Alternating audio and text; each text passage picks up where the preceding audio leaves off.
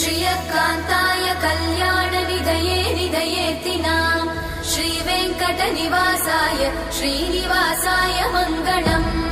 लक्ष्मी सविभ्रमालोकसुभ्रूविभ्रमचक्षुषे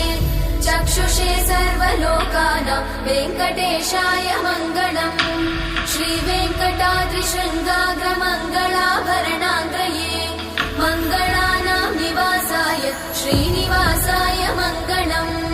सर्वावयव सौन्दर्य सम्पदा सर्वचेतसां सदा सम्मोहनायास्तु वेङ्कटेशाय मङ्गलम् नित्याय निरवध्याय सत्यानन्दचिदात्मने सर्वान्तरात्मने श्रीमद् वेङ्कटेशाय मङ्गलम् स्वतः सर्वविदे सर्वशक्तये सर्वशेषिने सुलभाय सुशीलाय वेङ्कटेशाय मङ्गलम्।